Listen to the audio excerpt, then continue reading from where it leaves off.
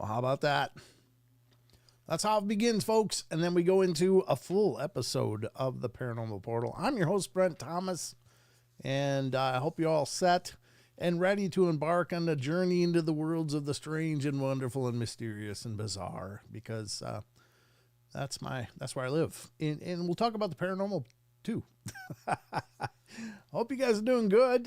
Thank you so much for joining me as always. Happy Friday to you all. You made it. You're back at this weekend thing. How you doing? Vincent, good to see you. Good to see you, T-Bone, Annie Manuel, Lisa, Sinfully Wicked. That's a new rendering of your name, Lisa, Sinfully Wicked. All right. Mickey G's here. Good to see you. Thank you for coming in. Phil Funk, Batman is here.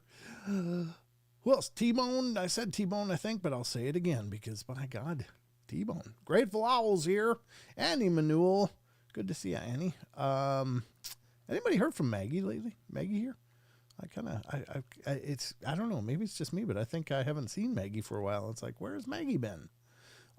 Maybe I'm wrong. Maybe I've been a little frazzled lately, so I guess it could be possible that I just missed. I'm sorry if that's the case, but yeah, I miss seeing Maggie. Kat Dougherty's in here. Good to see you, Kat Dougherty. Wonderful to have you here. Neil S. is here. Hello, Neil. Aussie Tiger's in the house. Great to see you, Aussie. I'm just scrolling up through the list to see who's all here. I think that's it. That's it for who's typed so far. Unless I got to go back down to the bottom here and see if I missed somebody. I see Justin Sane came in. Rachel gets it right, of course. One of our wonderful mods. Oh, I haven't heard from Maggie. Rachel says, well, I hope Maggie's okay. We certainly love her dearly. Hi, Lisa G. Good to see ya. Thanks for coming in and being a part of tonight's journey. And blow me in Chicago. It is the Windy City after all, so that makes sense. Hi, Eric Fry. How you doing, brother? Good to see you as well. And hope you guys all had a great week. Obviously, we got a little bit of snow. It looks like most everybody's getting snow, but I think snow is kind of a good thing right now. Hi, Deborah Neighbors. Good to see you. I think snow is a good thing because maybe we're done with that like polar vortex blast from the anus of Satan or wherever that came from. My God, it was cold everywhere. Everywhere was cold. So I hope it's warming up in your neighborhood, and we get towards moving towards spring any day now. Would be fine. Would be fine with me. So yeah, it says ice and winds here at the moment. Okay, sinfully, I'm sorry to hear that. The name blow me in Chicago. That cracks me up. We had rain, Mickey says. Oh, okay. Rain's okay. It's when it turns to that white crap that it becomes a problem. Now, hey, Neil S., I already said hi to you, but no snow here in Germany, Neil says. Just a little cold. Well, I'm happy for you. We almost had no snow, but we actually just got, I don't know, like 3 inches. I think it wasn't a huge snowfall, but it snowed a bunch, and then it warmed up to like 35. So it's like now it's all this slushy crap, which, I don't care. As long as it's melting, that's a good thing. And I know you're not here to talk about the weather, but by God, it's on my mind. I saw a video, I think, from Brazil, little black spiders falling from the air. Oh yeah, that's how they migrate. I guess they like do some kind of web thing, and they literally get taken up by the winds, and then they'll just drop. It'll be raining spiders. How's that for a little nightmare fuel? Go outside and it's raining spiders. I think that happens in Australia too. I think there's places there where that happens. That's creepy. Hi, Dog Digger and Justin Goodearth over on the Rumble. Good to see you guys. And we are streaming live, ladies and gentlemen, on YouTube, on Rumble, on Twitter, X. We are streaming on Facebook Live, and we're streaming on Twitch, 5 platforms. So not bad. Not bad at all. We're spreading the the rash that is the Paranormal Portal everywhere we go, and hopefully we're picking up listeners everywhere we go. As always, folks, we do these live streams every Wednesday, Friday, Saturday on all of those platforms, so watch there. I want to let you guys know that I am, and I'm just throwing it out there. I am launching a Patreon very soon, and if you choose to become a member of that, I would appreciate it. Again, it's a tough time for everybody, and I know that, so I'm not expecting huge things from it, but I will tell you that I got some projects in the works for that audience that I'm really excited about. And, at least they'll get early access to the projects. So, yeah, and other perks. I'm planning on doing weekly, get-togethers with Patreon people if they could make it. So count on me, Vincent says. Well, God bless you. And I'll of course, update information about that. If you want to help out, great. It would be a huge help to me. But if ever I get it, oh, thanks, Eric. Don't worry, brother. I mean, again, I throw these things out there because I understand. It's tough. It's a tough time for all of us. And I don't throw it out there because I'm trying to milk my audience. In fact, I have the hardest time asking for anything ever from you guys, because you give me your love, you give me your attention, you guys help spread the word about the shows, and that's the greatest gift I could ask of you of all. But, it's certainly, I do have visions for what I want the show to become, and unfortunately everything requires funding. I eat a lot of the expenses of doing these shows as it is anyway, but it's in a labor of love. So what can I say? So nothing to tell you right now about that. But just watch for it, because I am excited for some stuff coming forward. And I thought, well, at least it'll build in more value. Like for the YouTube members, I haven't done much for you guys to give you guys much long-term value, but you get those cool green names, and it means the world to me. But yeah, we'll get to it. You got to be pregnant before you can be milked. Well, that's a good point. I'm currently not pregnant, but I don't know where to go with that. So I'm going to leave that die there. We got a lot going on tonight. Sheldon's going to be joining me soon. You're good people, Brent, and provide quality entertainment. I appreciate your work. Thank you, Vincent. Love you, brother. Thank you. That means a lot. Thank you. Sheldon will be along as soon as he can be, and I will, of course, be taking you to the news soon. Then we're going to get done with the news, and I got a cool article that I'm going to dive into with you guys. I think it should be fun. I didn't pre-read it. Truth be known, I never pre-read anything on these shows. So, I hope that I don't screw it up too much when I read it, because I don't rehearse these things. You're an awesome, amazing, fantastic, appreciated brother. Thank you, Jason. You're an amazing guy yourself. Thank you so much. But we're going to go through that, and then we'll hit the cryptids and a couple other things along the way. So I hope you guys are ready. I feel like I'm ready. I've been chewing your ear for long enough. My absolute thanks to all of you who stuck through the opening of these shows until we actually get to the paranormal stuff.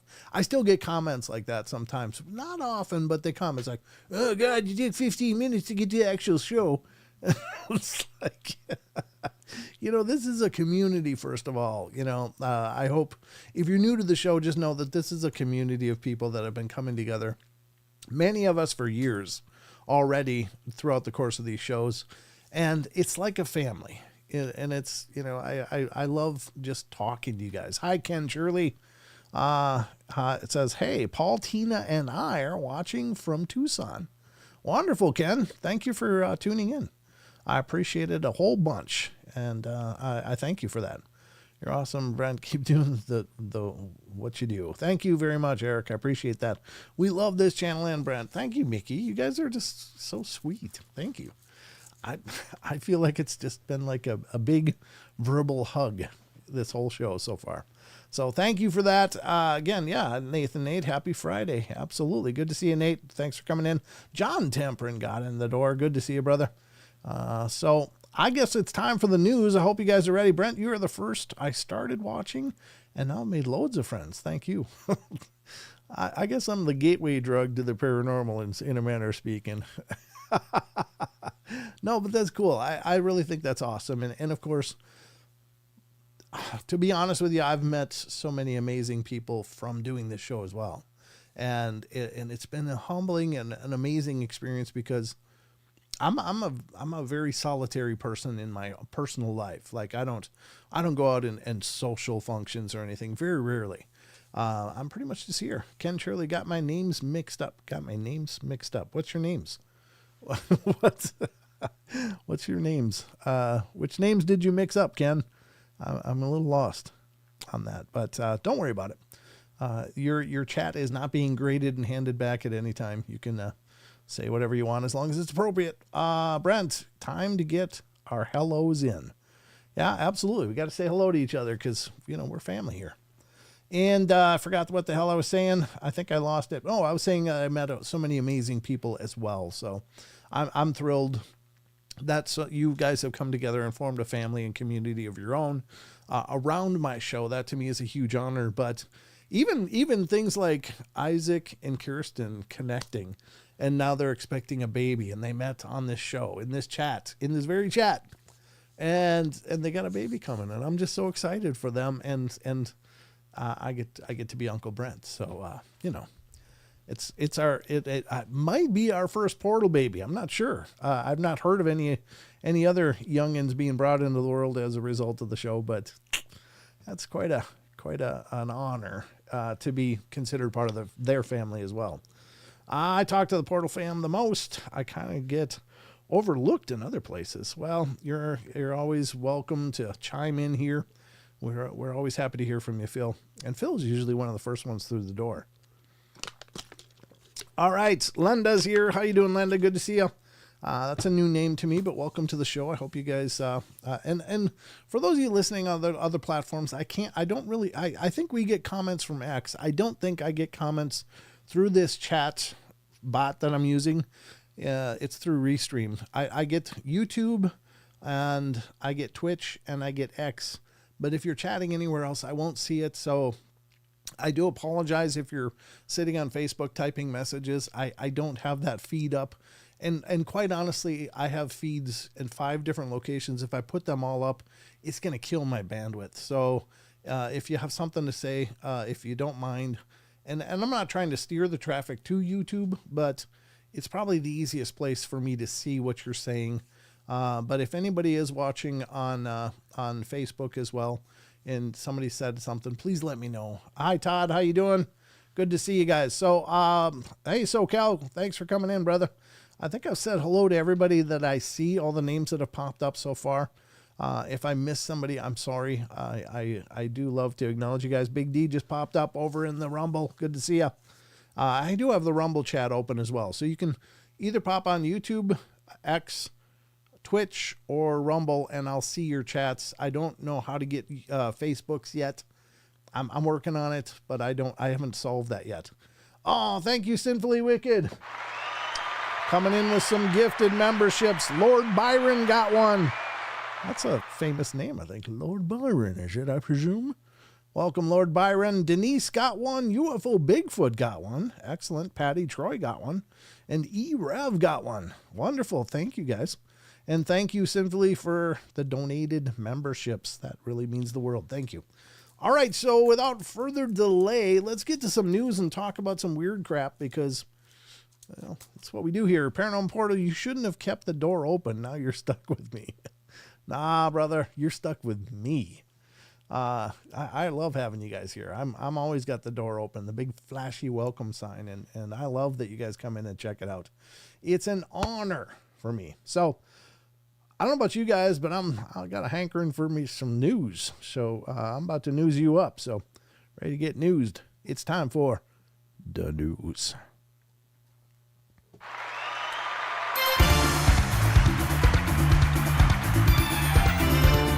You're welcome, Linda. My pleasure. Hi, Barbara Mara.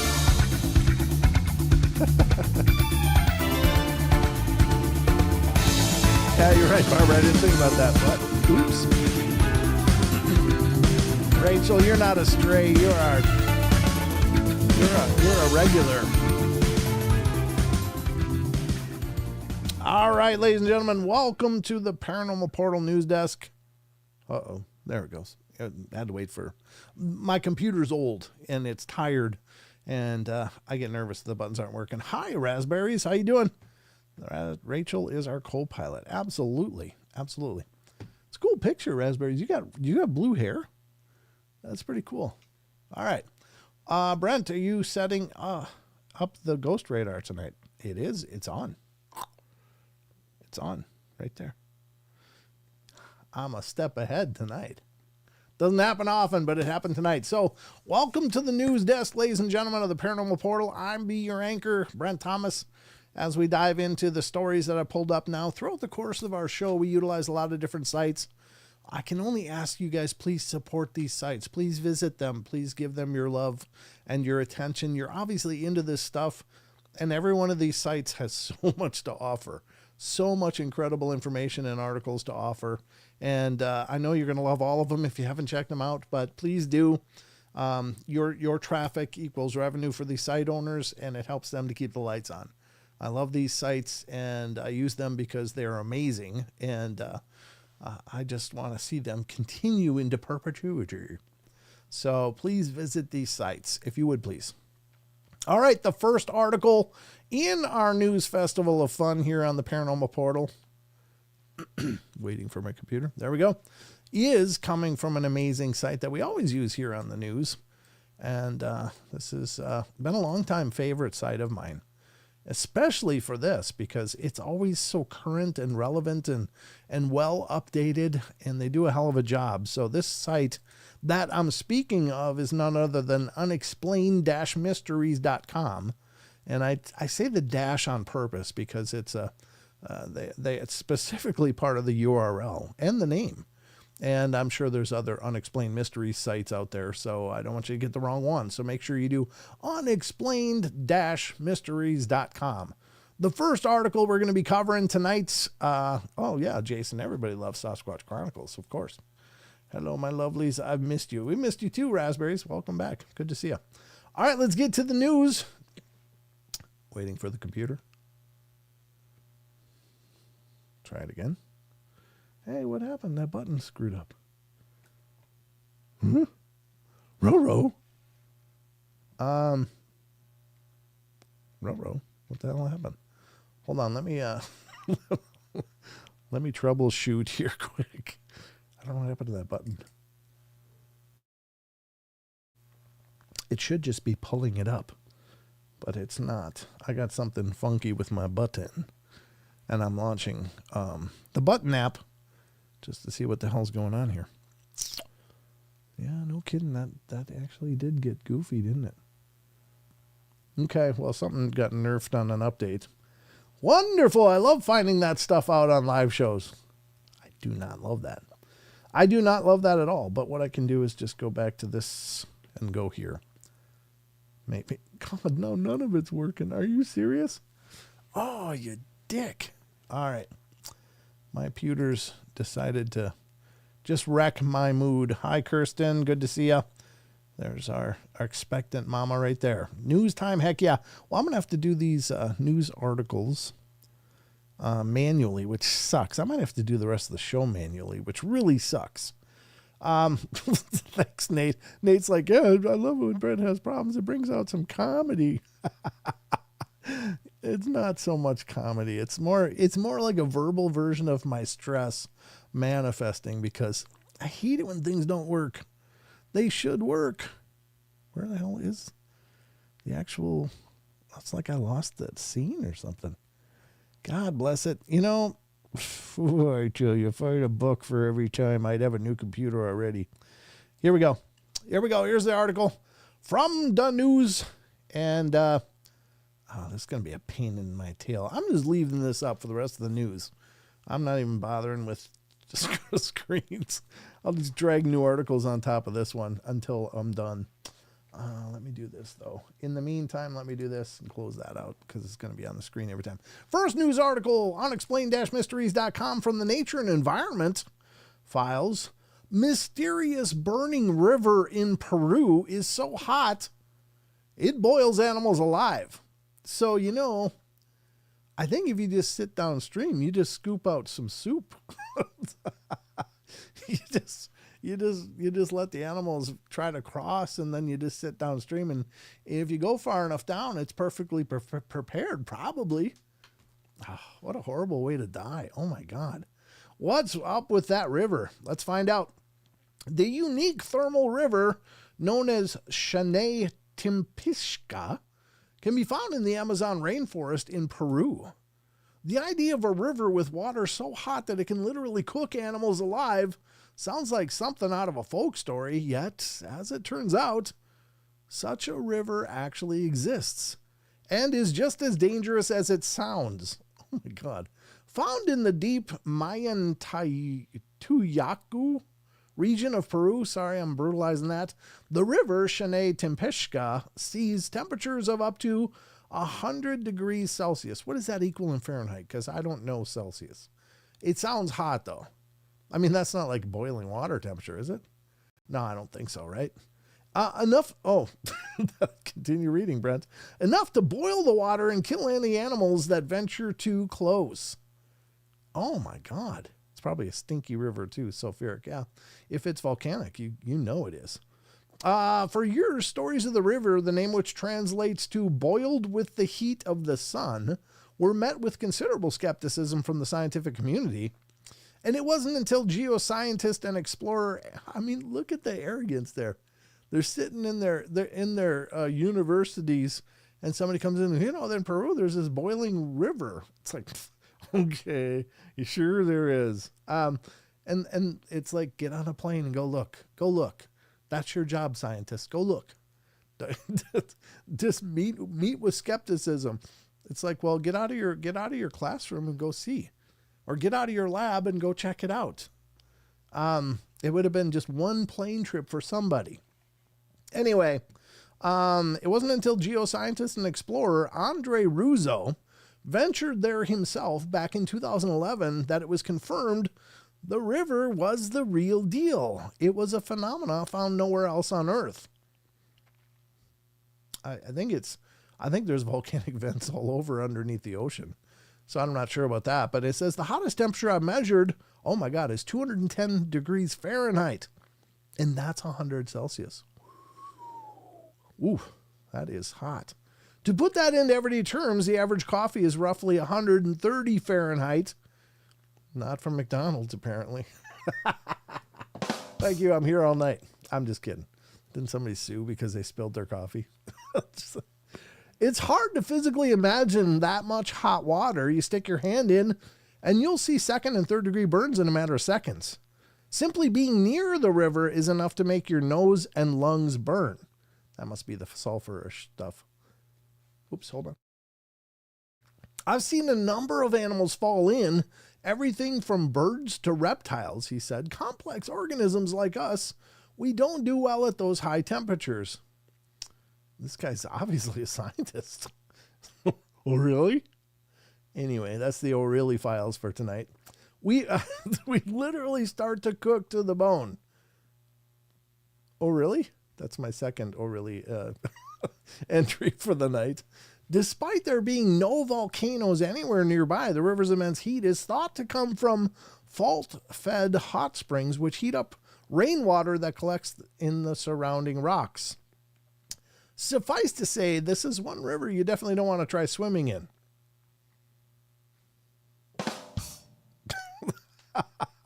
Yeah, hot water hurts. Who would have thunk it? If you dive into boiling water, you could cook. Really? Really? Thanks for that. Oh, well, there you have it. I guess it even warranted a TED Talk. Don't go swimming here. Thank you. Good night. I don't know. It's a boiling river, but I guess it's in Peru. So yeah, I wonder what the burning is from then. If it's got to be some gaseous compound that's venting somewhere. I don't know. Weird enough. I wonder if I touch a hot stove, if it's hot. I wonder if you can touch a burner. What happens? Actually, I found that out when I was a little baby. I found out that you don't touch red burners. The story goes, I used to have this really funky crib.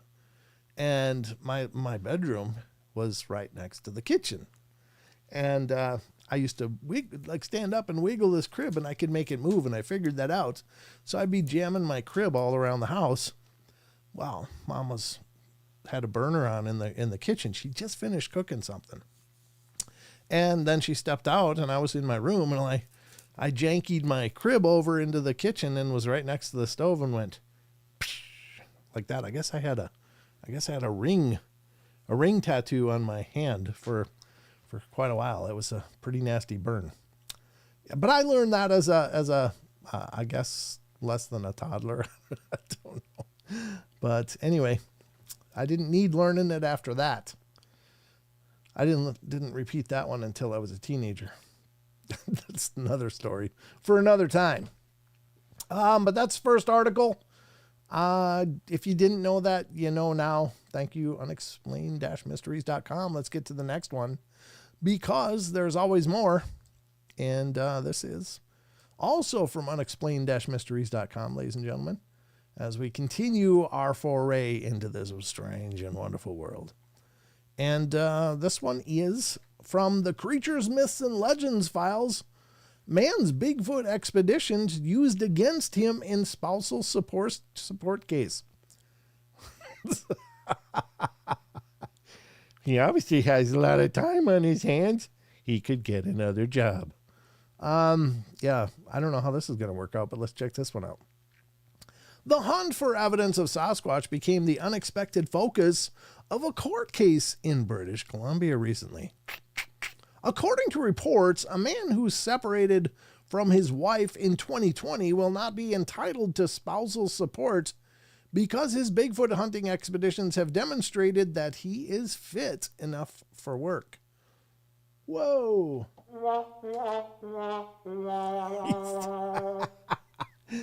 He's trying to say he's not able to work, but he goes out hunting for Bigfoot. Yeah, well, I gotta say he had it coming.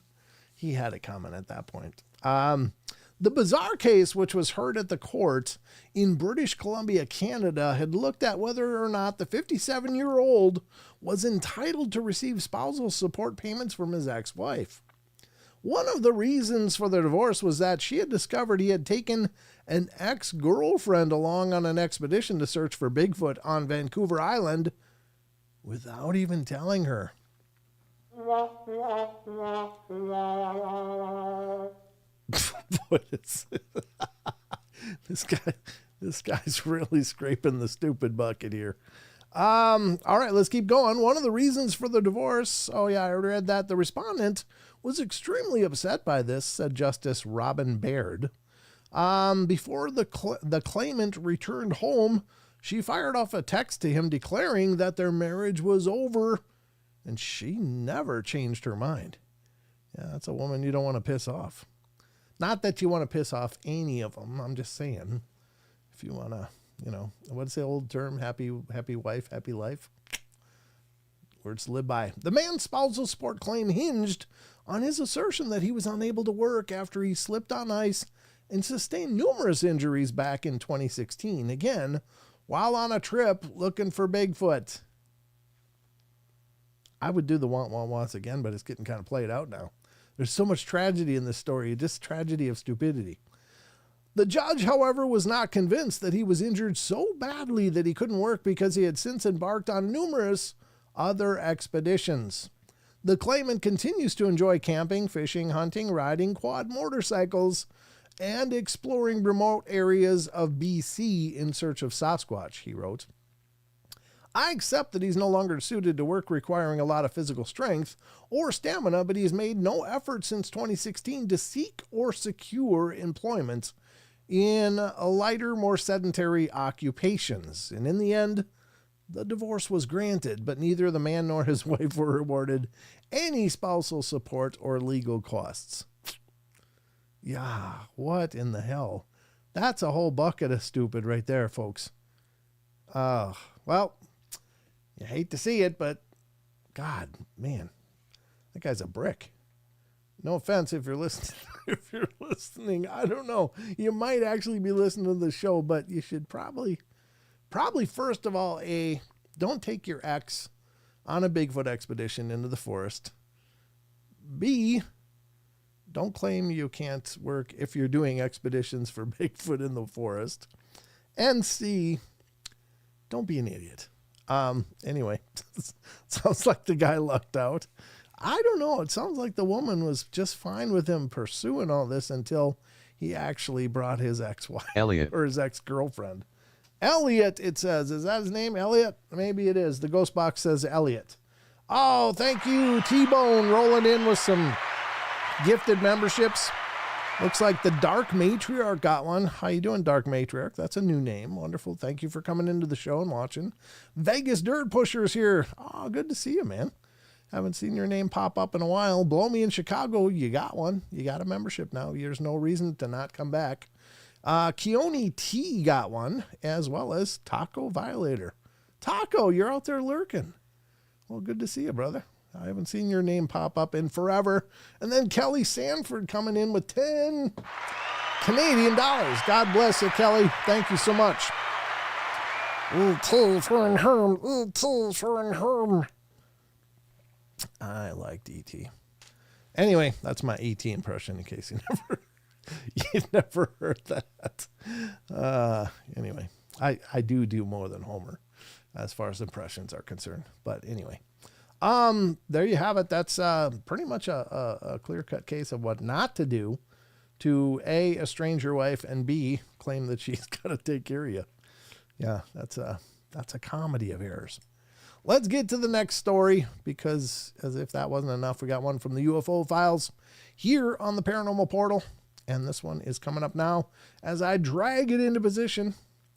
All that, without being able to switch scenes, the mystery and the magic kind of gone. But anyway, let's go to this one. This one is the UFO phenomena from unexplained-mysteries.com. Let me get the chats up here so I can see them again. I always have to do this after every news article transition because I actually probably need a bigger monitor. Bow. Nathan Nate came in also. God bless you. Man, you guys are making me feel loved. No, it's not. Honestly, the monetary stuff isn't.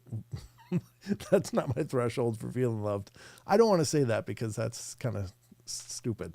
But anyway, hey, Bomber, good to see you. You haven't been around for a long time either. Good to have you back. Thanks for coming in. Paranormal Paul is super chill. He is. Yes, he is. All right, let's get to this last UFO story on the news tonight. I wonder when Sheldon's getting here. He's a little late. Hope he's okay. UFO phenomena. UFO alerts as pilots report near misses with mystery objects over Turkey. It's probably drones. Oh, look, I summoned him. I must have summoned him.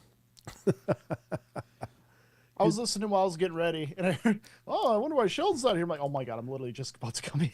Well, I must have felt your presence, like there was a disturbance in the force or something. Not sure. Disturbance. Oh, a disturbance God. in the force. Wow, that's the kind of energy I bring. All right. You got that dark energy. Okay, there was a ripple in the force. Is that better? That is better, yeah, actually. All right. Well, welcome to the show, buddy. With this big body. Oh, whatever. It was not a fat thing. I wasn't making it a fat thing, dude. Jeez. It's official, guys. Think I'm fat.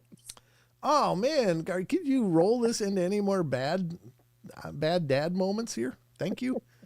Can I read this article now that you're humiliating me on my own show? Yeah, go ahead. All right. Thank you. All right, here we go. Multiple pilots have reported inexplicable near collisions with unknown objects over the last few days.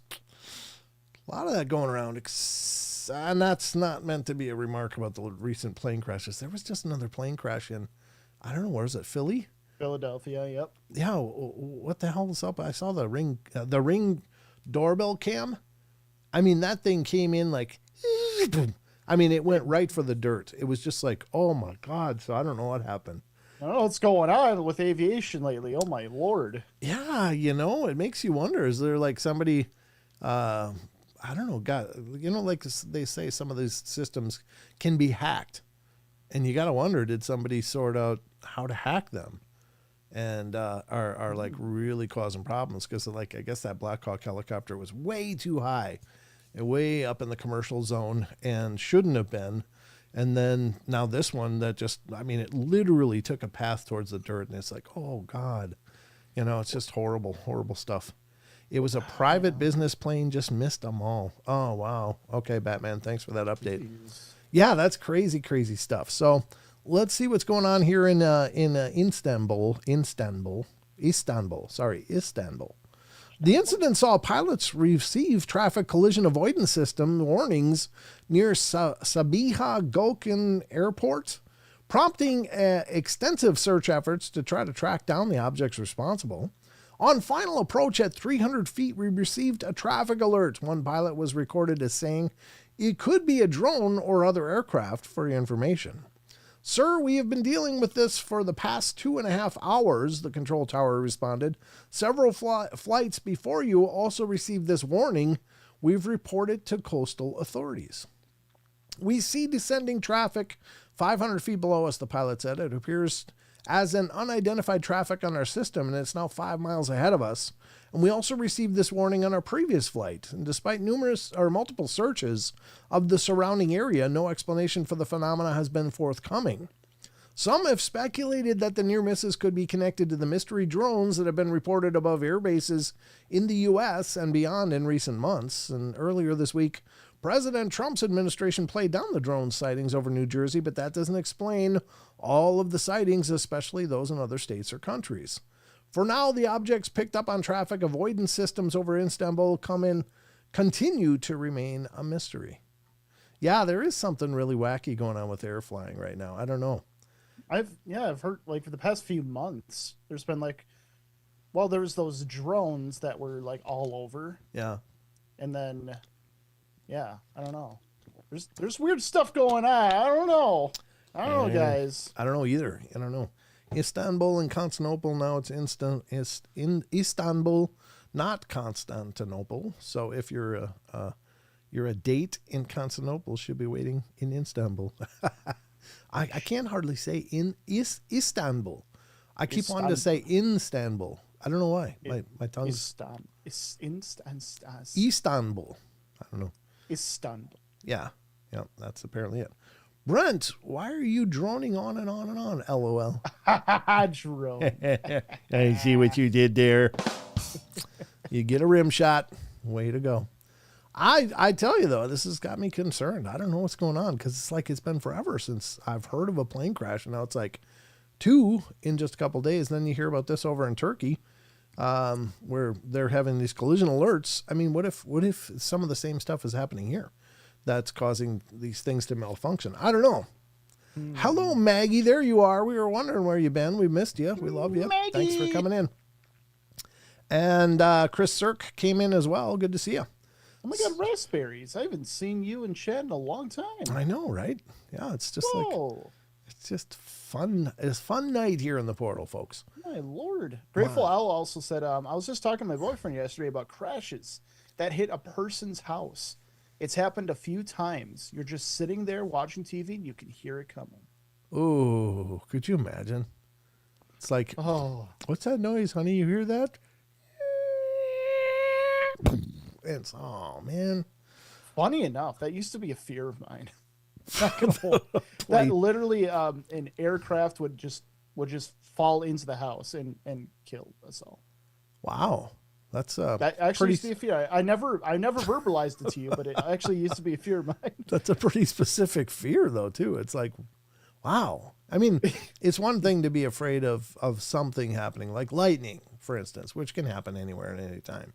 Now, is it possible a plane could crash into your house? Yeah, but I think you probably have better luck winning lotteries over and over than having that happen. Oh, I know. I mean, it's like, it's a logically, of course. Yeah. Of course, it's probably never going to happen, but it's one of those things. It would always be on my mind. Indeed, it would. I'm going to see if this is going to work now. The buttons look like they've got their names back and stuff, so maybe it woke up again.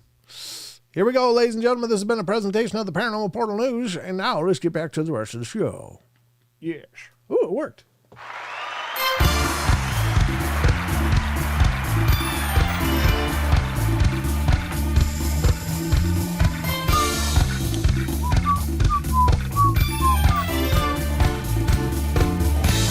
Absolutely, raspberries. Welcome home. Strange Remains Curio Shop. Is that my buddy Josh and Jackie? Aw. Love those guys. And fact, when I went to the conference in Southern Idaho, I stayed with Josh and Jackie and had a wonderful time. They've been friends of mine for years, and they moved away. They moved way away. But she said that, hey, Josh and I were literally just talking about the plane crashes, aliens, drones, and the fog, and saw you were live talking about the same thing. Ooh, woof. You've been summoned. You've been summoned, you and Josh. I actually, I saw a post recently. I don't know if you've seen any of these either, but there've been, I think it was posted on TikTok. So, but apparently a lot of people who are like sensitive to energies are like feeling something big coming. Really? I'm trying to resize your head. They're all, huh? Just trying to resize your frame so you're not sitting. It looked like you were like barely sitting with your face above the table kind of thing, you know? So I'm I like looking short. It's okay. Sorry, what were you saying? No, I was resizing your head at that time. So yeah, I know I have a big head. It's okay. That's not what I was saying. Man, you are making me look bad. God, you're making me look like crap you tonight. guys, it's subconscious. He thinks I'm fat. It's okay. You're such a dick. Hey, sorry. Oh my God, it looks like we're having connectivity issues, folks. I'm sorry, Sheldon dropped out, ladies and gentlemen. He won't be joining us for the rest of the show, so it'll be just you and me. Okay. No, he's still yeah, here. raspberries, big head energy. I actually like that. Big head. Yeah, big head energy. Yeah. Big head holds a big brain. That's right. Okay. You just keep driving that home, buddy. I'll just wait here until you're done. You want to talk about your head some more? I'm sit back. I'm good. I'm a humble guy, of course. Unbelievable. So anyway, yes, continue. There's a post I saw on TikTok. It was like a compilation of like a lot of people that are, I mean, I don't know how psychic they are, but they say they're, energy sensitive or whatever. Sure. And they've all been feeling something big coming. Like something doesn't feel right, or something big is coming, whether it's positive or negative, I don't know, but it's very interesting. I don't know. I've been seeing a lot of posts on that. Huh. Well, that's interesting. I don't know. I mean, is it possible? Sure. I mean, again, this is a pretty amazing time to be alive, because I think this was an important transition time for us. I've been feeling this since 2017, and I actually said it on the live show. It just hit me like a brick in 2017. I don't remember when in 2017, but I was like, something's going on. Something really important is going on. And this is such an important time. It just hit me with all this power. It's like, we're entering a time that is going to be so important to the future of everything. Like, this time is so important. And I obviously didn't know what that meant.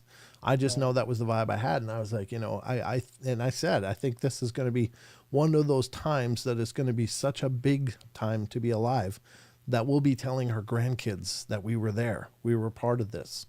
So, and I think that's both good and bad. Like, some good things are happening, some bad things are happening. And it's what I think it might mean. And this is just me spitballing, folks. I don't know anything. I'm an idiot with a microphone, but you're going to hear what I got to say anyway. But I think basically what's been going on is that we energetically or consciously or, whatever, however you want to phrase this, spiritually, have outgrown the old systems of things, the old controls and the old boundaries and barriers. And it's like life was starting to feel like trying to wear a pair of shoes that was much too small. And you could see it's just erupting everywhere, and people being so agitated and anxious and even angry. And I think that was just because we just had to break free from those old controls and are breaking free from them. Now, it's not, I don't believe it's guaranteed. I don't think that we're guaranteed to come out of this in a good way. But I think that this is one of those fulcrum times or pivotal times in our development as a global society, where if we get it right, I think we're on the verge for incredible things. If we get it wrong, we're on the verge for a lot of terrible things. I think that's this time right now. That's my gut. That's my intuition. That's what I believe. And I'm just praying and hoping. And that's why I always push as much positivity as I can, because, man, there's enough people talking about the dark, ugly, horrible, hatred things out there. And we got to remember to stay light. We got to stay bright. We got to shine, as you say, Sheldon, and no more important time than now for that. So, yeah, well, I mean, without getting political, John, I mean, perhaps there's merit to that, perhaps not. I don't know. And again, I don't know what this means or how it's all playing out. If it involves certain key characters, or if it's us just waking up and doing what we're doing. And I don't mean for that to be the theme of the show, but I just wanted to put that out there. So take it or leave it. Again, you don't listen to me because I said it. I mean, I don't know anything, but I just really feel that that's my personal truth. So this world is really good at, kind of like you're saying, and I've been saying, it's, shine bright, shine positive. Hi, Jill Decker. Sorry, I didn't mean to interrupt you, but we finally got a chat from Facebook, and I wanted to say hi, Jill Decker. Hello. It's good to see that the big F come up. That sounded terrible, Jill. I'm sorry. There could have been many other things. Well, it's a blue F. It's an icon that has a blue F. So I said that, You know what? You're right. I don't say things right all the time, and I don't usually, 99% of the time, I don't mean them as stupidly as they come out. It's just, they just come out that way. It's like I always say pun things, like, and it's always unintentional, but people are like, that's clever. And I'm like, oh. I mean, it just occurs to me. So, I mean, this is a genius. I'm more like one of those idiot savants. Like, I'll just open my mouth and something will come out that really is funny or whatever. I didn't usually mean it that way though. So either that or I'm like I got an unconscious, genius for puns. I don't know. Anyway, I didn't mean to go this long on it, but anyway, I just want to throw it out there. What are you guys talking about tonight? Well, Jill, these shows are kind of a variety show. We talk about a lot of things. We talk about ghosts. We talk about UFOs. We talk about Bigfoot, cryptids, dogman. We talk about strange phenomena. So we talk about it all. And that's pretty much every show.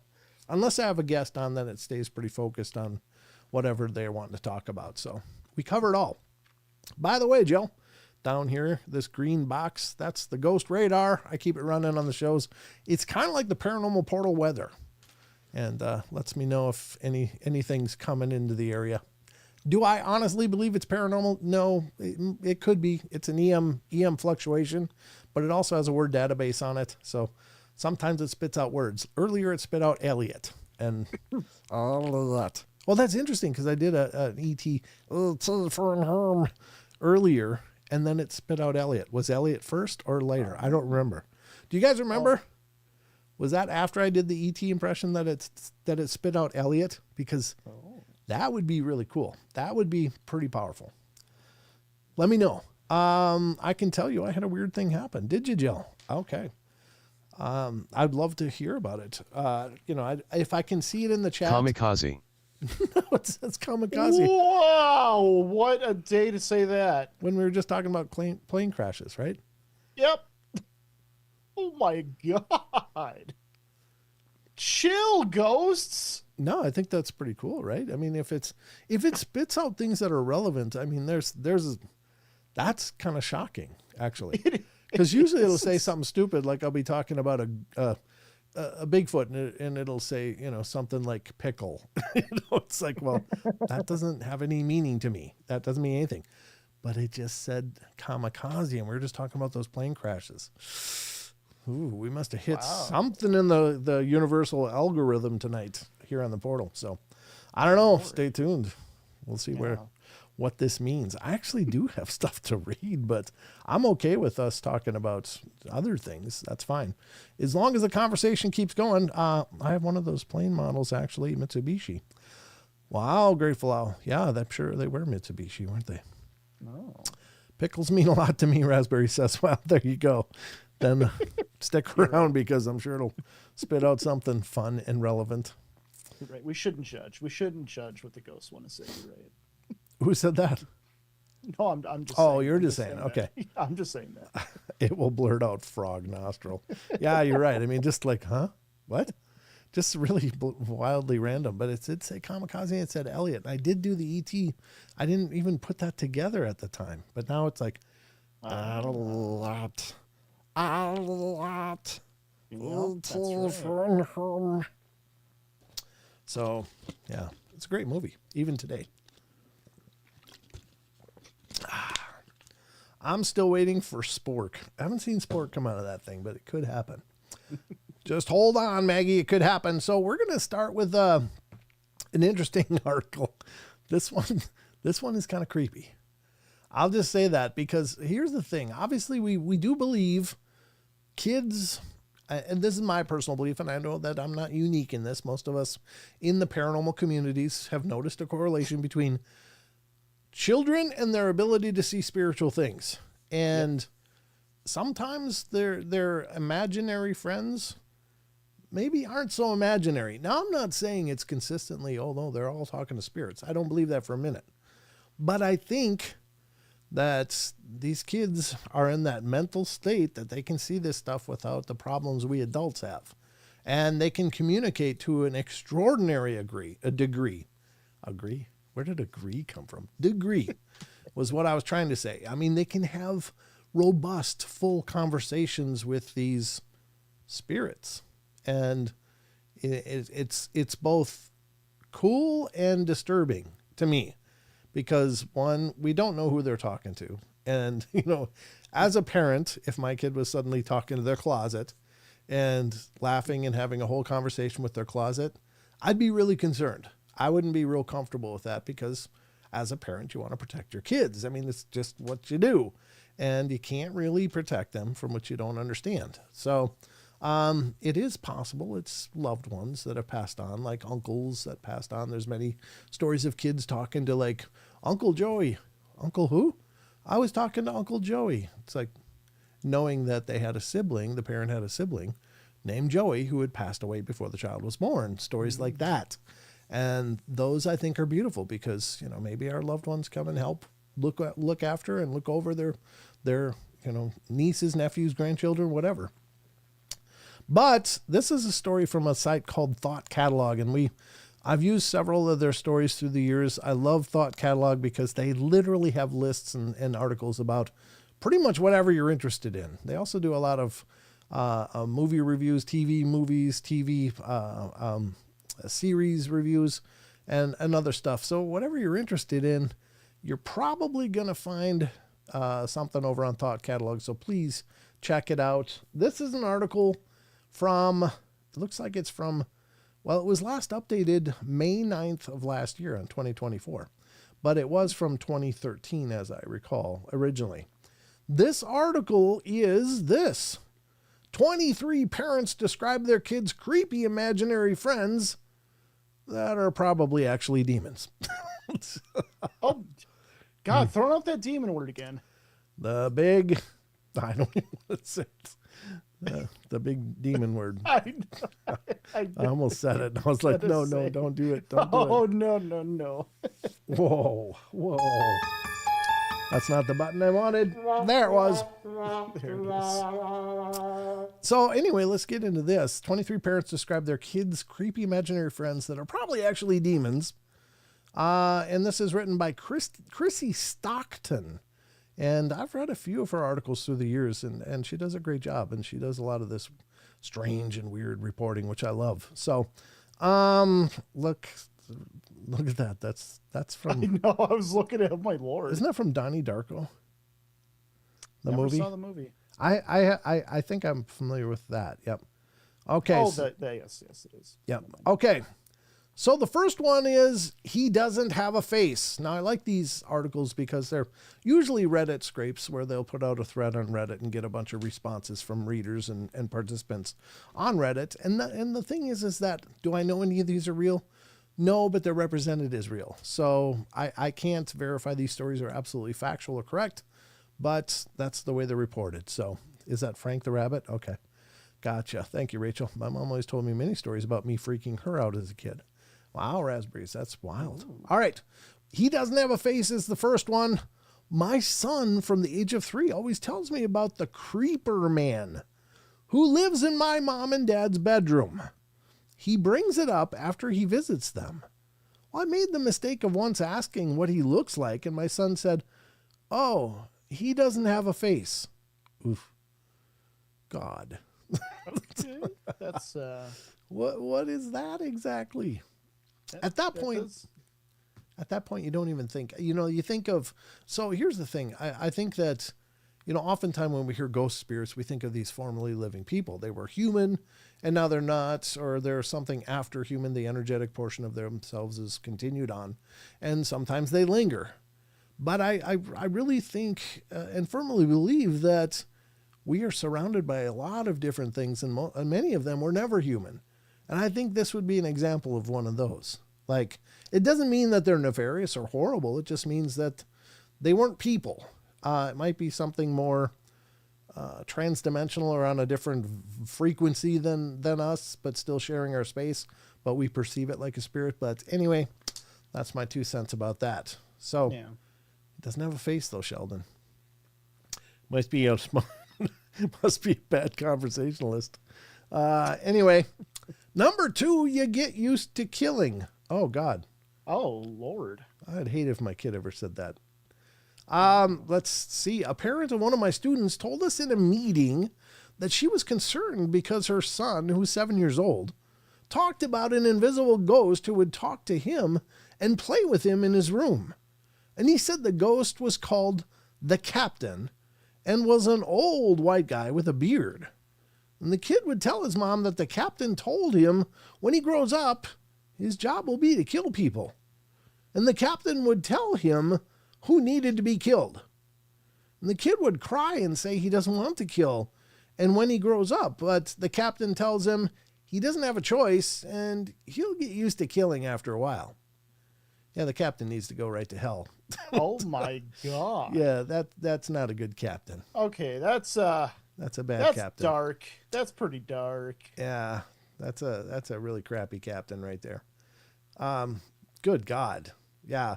See, that's the horrible part. It's like, if my kid told me that they had some captain in their room, I'd be like, yep, we're going to get some Jesus and some frankincense and we're going into your room and balls to the wall. The captain's going to hell. It's interesting, actually. Batman. I wonder how, huh? Go ahead. Wonder? Well, I just wonder the influence of spirits onto people, right? So like dark things and like wearing people down and maybe even corrupting them. Mm-hmm. People that maybe started out as bright, normal children who became dark and potentially evil later in life. Sure. How much maybe dark energies had to do with that change in them. Well, yeah, I mean, I think that certainly that could be a problem. I don't know how much it happens, but I'm sure it happens. I think that's like again, it's been my stance about demons that demons don't advertise that they're around. They don't want you to know they're around because if you know there's a demon around, then you can fight back. But they start out with just making your mood foul and covering you in dark silt. I don't know, like a horrible feeling that you just can't shake. It's like no matter what you do, you just can't find the sunshine because you feel like you have this dark cloud all around you. And it's what's called oppression, a demonic oppression. They oppress people, but they don't announce, "Oh, I'm a demon, you're screwed." They do it, and then they'll cause your mood to be foul just because you're surrounded in all this dark, filthy energy, and it'll eventually alienate you from the things that do give you support. The people that love you, your friends, your parents. It'll cause you to lash out and push away from everything because they want to isolate you. They want you isolated and helpless and alone because it's our connections that give us strength.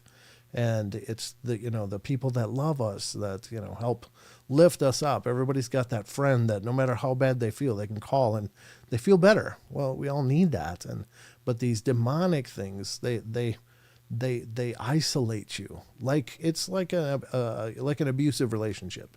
I was thinking the same thing. Yeah. I mean, it's a very similar criteria. They isolate you and they keep you alone, and then they keep you dark and unhappy, and then comes the the ideas and the ideation and then thoughts that just seem so foreign, and they're horrible and dark, and you can't understand why. And it's because they're burrowing. They're causing you to. It's a war of attrition. A demonic battle is a war of attrition. But by the time you realize that you could be dealing with a demon, it's already really late in the game, and you're in big trouble. They are the most horrible darkness. They are, and so Well, it's like it is like you told me before. When you think about demonic things, like the dark of the dark things, they have nothing but time. Oh, Kinda yeah. like you said, war of attrition. They can wear you down for years if needed. They have nothing but time. There's nothing wearing them down. They're just there. Right. They'll sit and haunt you and traumatize you for decades, just trying to wear you down. Because the weaker you are, the easier it is for them to take over. And I think that they just want to destroy people. I don't think it's always because they want to possess people. They just want to destroy. I think sometimes they do want to possess people and take over people and, make you a puppet, so to speak. But I think a lot of times it's just, they just want to undo you. It's just some kind of twisted hatred that's probably very, very ancient. So, but anyway, people can be like that too. You're right, Maggie. Absolutely. Yeah. Well, yes. I mean, yep. See, that's the thing I was thinking too. It's like, the correlation is crazy there, Yeah. But I did actually read what who said it? Batman said, "Why do we hear about the shadow people but never stories about a glowing, happy, joy person?" We do hear those. A lot of people attribute those to angelic visitations. And there's tons of those out there. It's just they don't get the sensational press that these dark things get. But anyway, let's go to number 3. Little girl ghost. When my daughter was 3, she had an imaginary friend named Kelly who lived in her closet. And Kelly sat in a little rocking chair while she slept and played with her, and etc. Typical imaginary friend stuff. Well, anyway, fast forward 2 years later, and my wife and I are watching the new Amityville, the one with Ryan Reynolds, and our daughter walks out right when the dead girl goes all black-eyed. Far from being disturbed, she said, "Oh, that looks like Kelly." "Kelly who?" we say. "The dead girl that lived in my closet." Oh, no. Wait, a black-eyed child? Black-eyed kids? No, it's not the same. There's lots of ghostly apparitions where they don't have eyes. They just got these empty sockets that are like pits. They're like holes of blackness. Whereas like the black-eyed kids, they have, regularly formed eyes, but they're just solid black. Like, they're black orbs, if you will. That's pretty creepy. Can you imagine little girls playing with that? Hey. Well, it's so crazy sometimes that kids aren't like just some kids are not freaked out at all. Sure. Yeah. It's like, what? Yeah. If adults or like anyone else saw that, some of them be freaking out. I know. The kid's like, "Oh yeah, that's my friend that lives in my closet that has no eyes." It's like, oh yeah. Could you imagine? Could you imagine?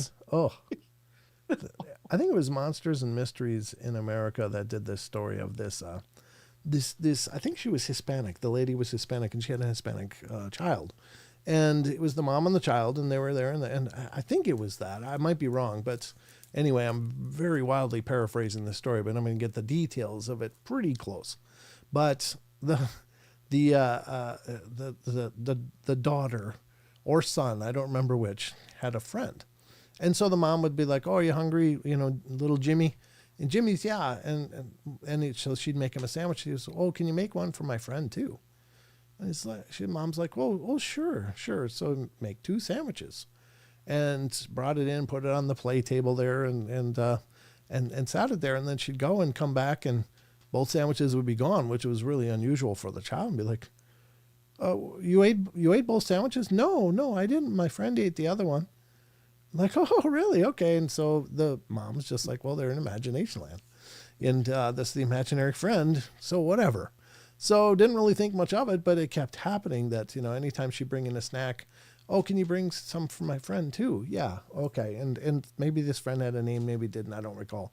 But the mom came in one day when she heard her son talking, and she kind of peeked in the door, and she saw this strange, like huge, almost human-sized insect thing in her child's closet. And it seemed to be like the kid was talking to it. And and so the mom busted in there and ran in and looked, and there was nothing in the closet, but she saw it.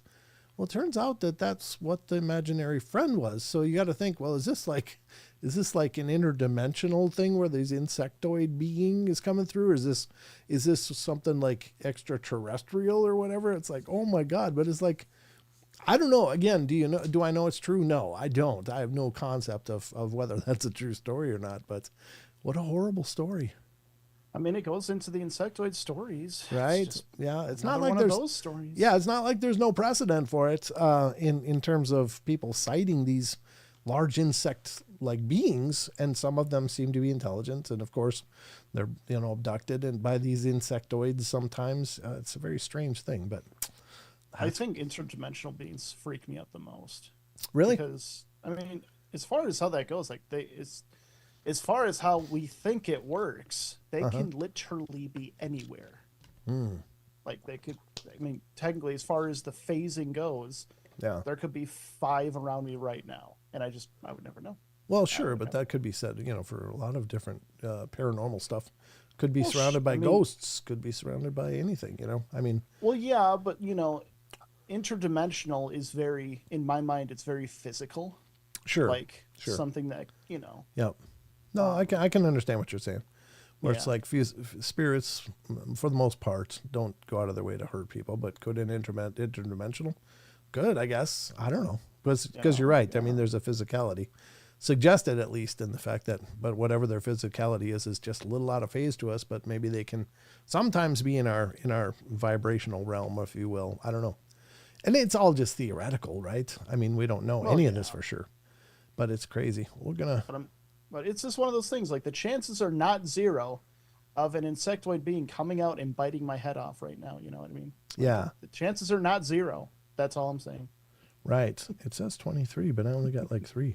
What the hell's going on? I'm looking for more. Read more about spooky. Yeah, but there's like 3 and that's it. And then it's like, hey. It says 23 parents. I know. I just didn't get there. To there. Read more spooky. Oh, you have to... Do I get to click that? Well, this might be a shorter segment. Well, anyway, this is the thought catalog, and you can see they have a lot of different articles. I don't know, this latest spooky. And most of it seems to be horror movies, but if you go to the older files, there's some of the stories like I just pulled up, but unfortunately there's only 3 entries in it now, which is weird. But anyway, I don't know. I'll look at that and see if I can figure it out, because I'd like to continue on those. Those are fascinating and kind of terrifying, but we only got 3 out of the 23. Yeah. Well, so I'm not sure what happened to the rest of this article. And Sheldon's praying for the mantis. That's exactly what I was picturing in my head, actually. Yeah. Oh yeah, yeah. I was kind of picturing. Mantis. You know what I was picturing is more that movie Mimic. Have you seen it, Sheldon? Mimic. Have you? Okay, so the premise of it is that, like, in nature, how things can like disguise themselves to look like other things. Like there's walking sticks, there's bugs that look like leaves, there's bugs that look like flowers, and moths can open up and look like a bird's face looking back. So that's basically a natural form of mimic. But the movie Mimic, the premise for this is that there's these huge insect things, like almost like a cockroach, but they've evolved and adapted to be about human size, but they look like just like a man-like figure in a trench coat with a top like a fedora hat low on their head. And they walk around people, and people, like on subways and stuff, like if you ever ride the subway in a big city, it's like most people aren't really paying too much attention to anyone else. They're just doing their thing. And so these things are walking around and just kind of bumming, but then they grab people and drag them into the tunnels of the subways, and they disappear because they're eating them. And so it's a creepy movie, but that's what I picture every time I think of like humanoid insects, is like those mimics. How old is it? It's from the 90s, I think, but it was a great movie. It's really well done. If you get a chance, watch it. Funny enough, you know what movie I saw recently? Like, it's actually a few months ago, but I actually finally sat down and watched it. Okay, what? The original The Thing. Oh, the original, like the black and white? No, well, I didn't know there was one. No, Yeah. I meant the 80s? With like Kurt Russell? Yes, Kurt Russell. Yep. Yeah, that's creepy, isn't it? Yes, Yeah. That was way better than I thought it was. I understand now. I get it. I understand. I get why people say it's like it is the best horror movie ever made. I understand now. Yeah, it's really, really creepy. Nathan Nate says Mimic movie was from 1997. Thank you, Nathan Nate. Mickey G says, I grew up in a haunted house. I've lived in a few. In fact, this house has activity pretty regularly. Not horrible, but it has activity. So, I think there's a lot of great movies. Del Toro movie. Which one's the Del Toro? Barbara, which one? Anyway, Sheldon, I just watched that and the newer one back to back. Because the newer one's a prequel. That's right. That would be smart to watch the prequel than the original. Oh, is it? I didn't know that. Mm-hmm. Yeah, that has to be mentally tough at times. What does, Linda? What does? Mentally tough. I don't know what she was referring to. But anyway, there you go. Mimic. Oh, yeah, Mimic. Yeah, great movie. Mm. Reminds me of They Live with Rowdy Roddy Piper. Yeah, that's a great movie. That one's like that was freaky when he first put on those glasses. Like, God, could you imagine? Maggie says, I found out recently the house I grew up in was owned by a murderer. Looking for info as to whether anything happened in the house or not. Looking for newspaper articles. Wow. Yeah. It's sad. It's sad that there's such horrible things. Used to watch wrestling as a kid, Linda said. I did too. I watched the Hulkamania. I watched back in the early days of like the High Flyers with Greg Gagne and Jim Bronzell, Jumping Jim Bronzell, and Baron Von Raschke with the claw. Those are the golden age of wrestling. And it goes back much longer, earlier than that. But when I was a kid, I thought that stuff was legit. I thought, man, those guys are beasts. And then, it's basically theater. But those guys are still incredible athletes. And a lot of them actually are traditional wrestlers and have been wrestling since, they were kids. So they just go on to the big show. But interesting stuff. I guess that's all I can read about that article, but that's okay, because what are we doing for time? 8:16. I guess we can get into more stuff. There's one thing I wanted to jump into before I get into the cryptids, and this was actually from Wes's blog. That's not the one. Which one is? No, that's not it. That's not it. That's this one. This one could have very well been on the news, but I didn't read it on the news.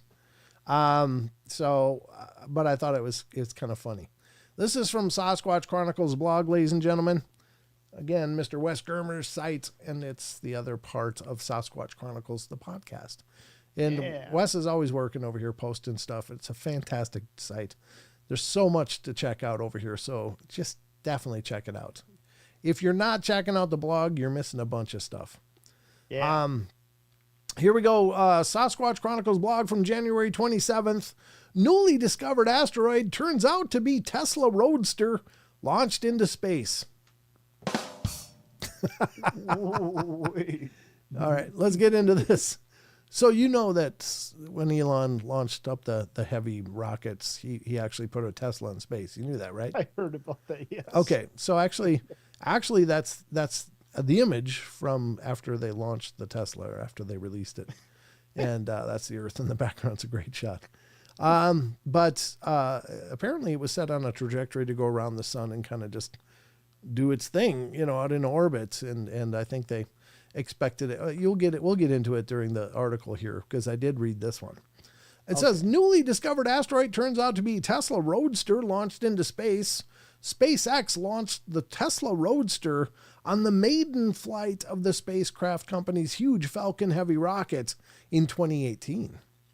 7 years after the SpaceX CEO launched the Tesla Roadster into orbit, astronomers from the Minor Planet Center at the Harvard-Smithsonian Center for Astrophysics in Massachusetts confused it with an asteroid earlier this month. A day after the astronomers with the Minor Planet Center registered 2018 CN41, it was deleted on January 3rd when they revealed that it was, in fact, Musk's Roadster. The center said on its website that 2018 CN41's registry was deleted after it was pointed out that the orbit matches an artificial object, 2018 017A, Falcon Heavy upper stage with the Tesla Roadster. The designation 2018 CN41 is being deleted and will be listed as omitted. SpaceX launched the Tesla Roadster on a maiden flight of SpaceX's huge Falcon Heavy rocket in February 2018. The Roadster was expected to go into an elliptical orbit around the sun, going a little beyond Mars and back toward Earth, but it apparently exceeded the orbit of Mars and kept going to the asteroid belt, according to Musk at the time. When the Roadster was mistaken for an asteroid earlier this month, it was less than 150,000 miles from the Earth, which is closer than the moon's orbit, according to Astronomy magazine, meaning that astronomers would want to monitor how close it gets to Earth. The Center for Astrophysics, astrophysicist Jonathan McDowell, God, my tongue, blah, blah, blah, told Astronomy magazine that the mistake shows the issues with untracked objects. Worst case, you spend $1 billion launching a space probe to study an asteroid only to realize it's not an asteroid when you get there, he said. Yeah, I'm glad they didn't spend $1 billion to launch up a probe to check out this new asteroid. And then they go, God, it looks just like looks exactly like a Tesla. There's some dude driving it. They actually put a mannequin in there, Oh, I see. That's why. Okay. Yeah, yep. So pretty cool. Pretty cool. I'm just going to say this, and, you can throw heavy stuff at me if you want, but that doesn't look like a plate, does it? Thank you. Sorry. It's obviously fake. It's not a plate. That's a globe. All right. Anyway, there you go. I just thought that was kind of a fun article. Kind of fun. Yeah. I think I'm going to move that. Hold on. Where is it? It's not showing up. Oh, there it is. Nope. That's not it. I'll have to find it another time. It's always putting the subscribe thing right on your face. Every time I transition to the screen, it's like you're looking at the camera and this red subscribe comes right over your face. It's like, that's not good placement. Sorry. All right, folks, we're going to get to the cryptids because, by God, we got to do some cryptids before we're done. And, I got a hankering for some cryptids. How about you, Sheldon? It's cryptid time. It is cryptid time. Ladies and gentlemen, it's time for the Cryptid Corner.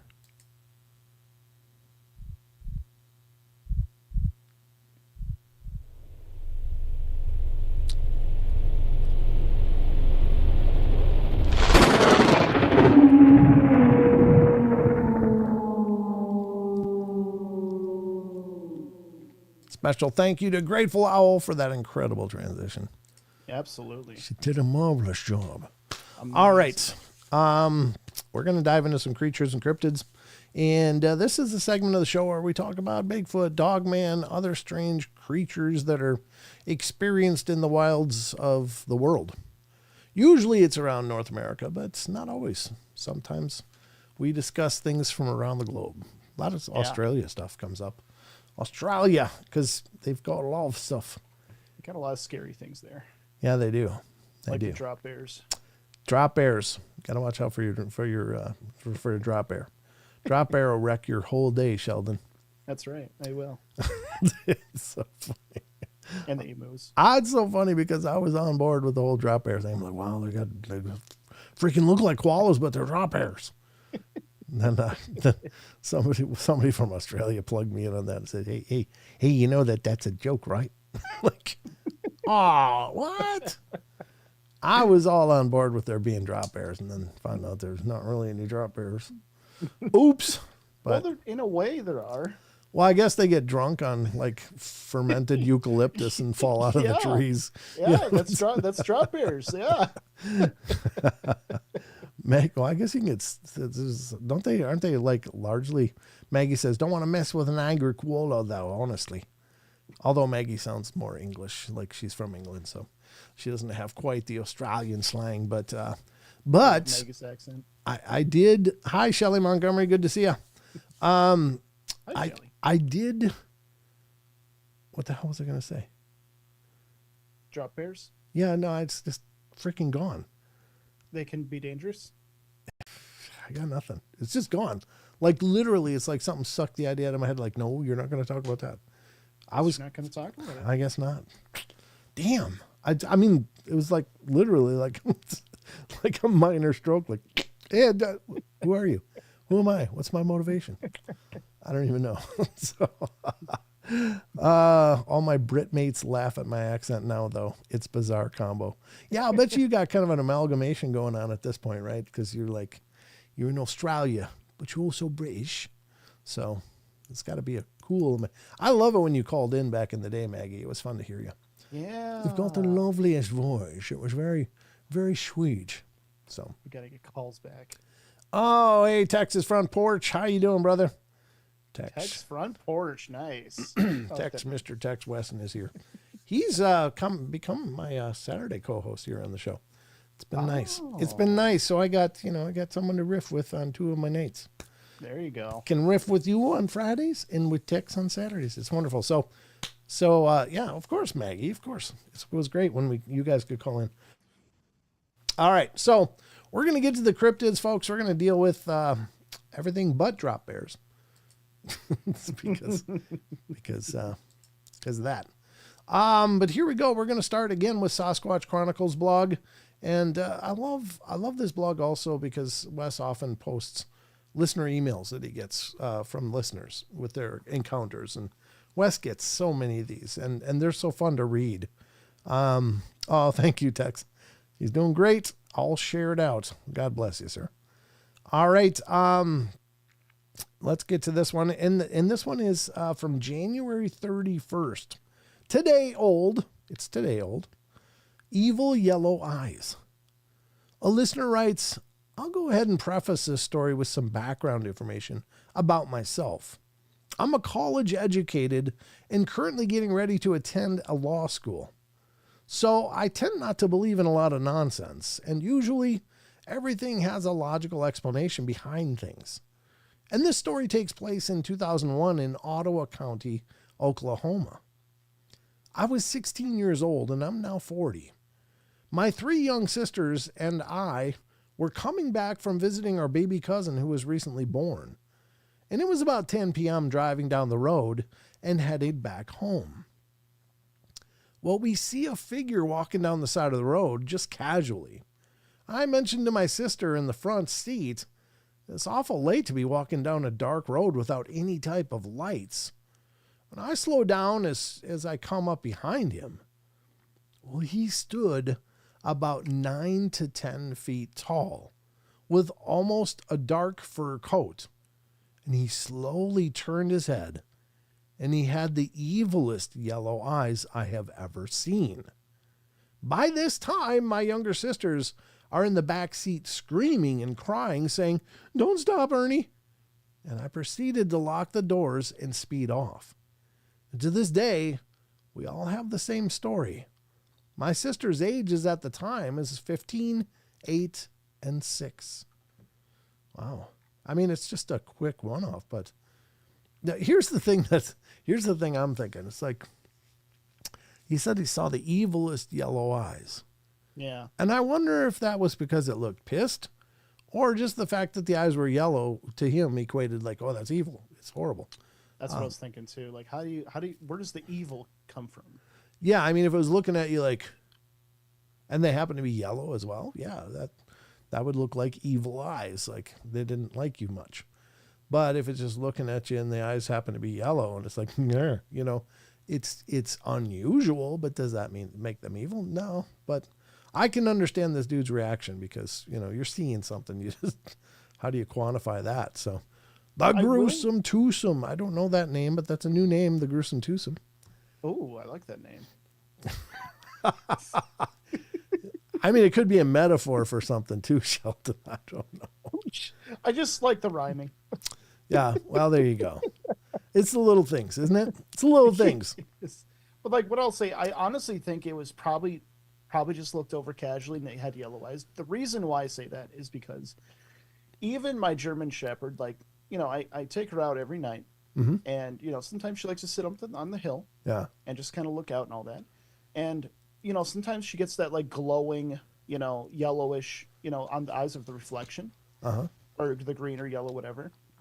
And there are times where it looks intimidating. Like, oh God, I don't know if it's like a deep instinctual thing, like, you know, but it looks kind of scary at times. Like, oh, geez. You mean like when it's catching some light and you get that reflected look? Yes. Yes. So I think the instinct is in me is like, oh, I don't like that, you know, but realistically, she loves me. She's happy. She's fine. She's a sweetheart. Yeah. So honestly, I think it's probably, maybe it was just looking, but the instinctual part of them was like, oh, you know, the intimidation behind it. Yeah, I caught that from Anubis just the other day. He was laying out in the living room and I was leaving the studio and it was at nighttime, but I had, you know, there was lights on. It wasn't dark, but I just crossed in front of the light in here that shines out into the living room. And as I came out of that beam, he was sitting on the floor in the living room looking up at me, and it caught the light from the room, and it gave me like this flash, and I was like, yeah. Yeah, it's got to be like an instinctual genetic, you know, like a cellular or DNA memory type of thing of like we fear that kind of thing, you know. Or it could be reflections back to Salem's Lot when I was a kid and first saw that. I was much too little to see that, and I saw it, and I saw the old glowing eyes and the friend floating outside the window, and I was like, and that'll do too. It was surprising the movies they would put on TV, and that was Salem's Lot was one of them, and that was horrifying for, you know, and maybe it was my fault because I had no business watching something like that, but I'll just say lack of parental supervision. But the next one was The Exorcist. They actually had that on, and when her head spun around, and that was on TV, on network television back in, you know, in the 80s or late 70s, and I saw that. I was like, I slept with my mom for like 3 nights after that. I was wedged in between my parents. There's no way in hell. Yeah, when her head spun around and she's like looking like, you know, Demon Reagan or Red or Regan, I was just like, nope, I'm all done with this. I was way too young. So I don't know, but you're right. I mean, maybe it's some ancestral memory of seeing the, you know, like a saber-toothed tiger coming into the firelight as it's prowling after us. You know, I don't know. It's hard to say. Some genetic memory coming back. I don't know. Because I do believe there's stuff like that too. Oh, yeah. Like some of the stuff that we just have this visceral reaction to. It might be a genetic memory. It's somewhere in our mitochondria are these things stored. Like, if you see glowing balls coming into the light, that's a bad thing. You know? That's why if I was betting man, I would say it was probably just looking, but it's that reflection, genetic memory, intimidation, whatever. Sure. And because it's 10 feet tall, you know, like that's another aspect of it. Yeah, it's already way too big. You know, and that's already creepy, but yeah, it makes you wonder. Yeah. But I do think that some of the stuff that we're just prone to, and I realize it sounds tongue in cheek, but I think we do have genetic memories. I think it's part of that visceral reaction to these things. Maybe it's from our ancestors competing for the good land, you know, like we had to battle against these things. And of course the First Nations have plenty of stories of not only, you know, horrible situations with these things, but also good situations as well. But there were some horrible ones. Brent, Neanderthals thought to have noctilucent eyes for seeing in the dark. Yeah, it wouldn't surprise me at all. I think, yeah, I think that we're obviously at a huge disadvantage in the dark. Hi, Jane Beebe. Good to see you. I hope I pronounced your name right. From Facebook, stopping in. Good to see you. Hi, Jane. Good Welcome to see in. You. Welcome. We have kayaks. Maggie has kayaks. It's kind of random, Maggie. It is to me because I'm just looking up, seeing things. Grissom Twosome says, I hear occasional whoops. Brazos River is right across the street from my house. Talking to Tex. So, Ooh. Very cool. You got some boogers in the area. So I'm going to scroll down here. Yeah, that's Neanderthals hunted humans at night. Yeah, that's interesting, Kel. I'm sure they hunted everything at night, probably, or at least, if they were equipped to see in the dark. I mean, there's a reason they got that equipment. It's to hunt in the dark. But it's interesting also that most Europeans have Neanderthal DNA in there. So it does show that there was at least some history of interbreeding with Neanderthals. Yeah. So that's interesting. And it might not have been something consensual. I'll just say that. That is another aspect. It might have been a very brutal primate kind of thing, but actually Neanderthals surprisingly had an incredible amount of culture. They were not just these knuckle dragging, creatures. They would decorate with their graves, bury their loved ones or whatever with flowers and some, I guess, beadwork was even part of the discovery with Neanderthals as well. So it wasn't like they didn't have culture in their own right. So I don't think they were just these, bumbling, animalistic beings. I think they were a people, and probably, again, there's a lot of Neanderthal DNA in most of our lineages. So it shows that there was at least some cross fertilization. I don't know. Breeding. Breeding. Thank you. That was the word I was looking for. It was just not in my head. It was absent from my mental process. But anyway. Fertilization like we're crops. What? Fertilization like we're just some crops. I've known some people that if their IQ were about 10 points lower, they'd be a tree. I'm just saying. I've known a few. All right, let's go to the Phantoms and Monsters files here, folks. And again, this is Lon Strickler's side. He just streamed earlier tonight. I watched a little bit of what he was doing. I was really busy getting ready for our show, but I like to sit and watch Lon when I can. He's very interesting and a wonderful friend, and he's really a pillar in the community. He's been at this for decades and does a hell of a job. So please check out phantomsandmonsters.com, and you'll find a lot of information about Lon and what he and his research partners do, as well as his published works. And you can find out about his own podcast, which is Phantoms and Monsters Radio. And that is the name of his YouTube channel as well, Phantoms and Monsters Radio. So check it out, get subscribed over there, and support what Lon's doing.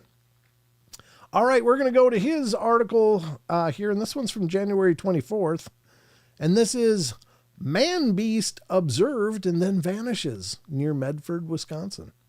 Man-Beast. Man-Beast. And the depiction looks like it's a clothed Bigfoot, honestly.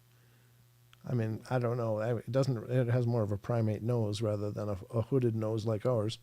But let's check this out. It was at least 6 feet in height and some of the longest hair I've ever seen. It had a slim build and its face was pale and looked like a human or primate skull. It was dressed in primitive clothes. I received the following account. Hi, Lon, you asked for personal encounters, and maybe you can use mine. About 5 years ago, I had a strange encounter in the length of woods that borders my house outside of Medford, Wisconsin. It was late fall, and I was on one of my routine hikes with my brother. We would periodically stop and rest, listening to the sounds of the forest, and we're climbing a steep hill and having a hell of a time with it. Our march was halted when I stepped in a pothole, and when I finally dragged my foot out, we decided to just take a breather. And that's when I saw it. We were just standing there making small talk when out of the corner of my eye, I saw a figure. I turned and saw a large, lanky creature watching us from atop a hill. The very instant my gaze fixed on it, it began to barrel down the hill at us. Oh God, that's horrifying. Ooh. I tried to run or even alert my brother, but I couldn't move. I was paralyzed with fear. And I heard my brother ask, "What's the matter?" I couldn't tell him because I didn't know. I didn't know what I was looking at. I was finally able to break my paralysis and was about to tell him what was happening. And then it was gone. Just poof, like smoke in the wind. Needless to say, I hauled my butt out of there. If I was to describe this thing, I would say that it was at least 6 feet in height, with some of the longest hair I've ever seen. It had a slim build, its face was pale, and it looked like a human or primate type skull, and it was dressed in primitive clothes. And I have the feeling it was male. And every time I look back on it and try to analyze what it might have been, I always come up short. I can't come up with a believable or concrete explanation. I sometimes doubt I saw anything at all, and granted, this is not the first strange experience I've had in those woods, but the most memorable. Yeah, I think seeing a creature just like bust an ass to get to you has got to be about the most horrifying thing you could witness. Yeah. I mean, people talk about with Bigfoot, the bluff charges. And I've, of course, seen, footage of like the gorillas bluff charging. Yeah. And I think that, with a gorilla, which is 5 to 6 feet in height, generally about 5 feet when they're down like they are. I mean, they can stand up apparently to 6 feet, but just the power and the energy and the ferocity that they display. I mean, it's got to just empty your colon, right? Yes. And then you put another 4 feet on top of that, and a lot more muscle, and then depict that. I mean, that's like being charged by King Kong, honestly, right? 0 chance of survival, Yeah, I mean, really, what are you gonna do? So, Can't outrun it, can't outstrength it, can't outmaneuver it. You're done. It's over. Yeah, I mean, and then that's the thing, right? And I say that about all these things. It's like, the good thing is that you have a story to tell, because if they wanted you dead, you'd be dead. You wouldn't be telling anybody anything. You would have just been maybe a carcass that was found in the woods, and maybe not even that. I mean, God only knows, right? I don't even blame him for freezing. 'Cause it's like, genuinely, I know this was 6 foot tall, but even then, as far as you're done. That's it. Right.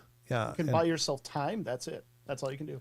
And it's, I mean, at 6 foot tall, it could be somebody with a mask on that just was dicking around being an ass, but it could be a creature too. I don't know. I mean, he said poof, it was gone. He was frozen in fear, but then poof, it was gone. But I don't know. Maggie. Yeah. Maggie remembered. Maggie. Thank you, Maggie. So gorilla is 5 to 6 feet, 350 to 450 pounds, and 7 times stronger than man.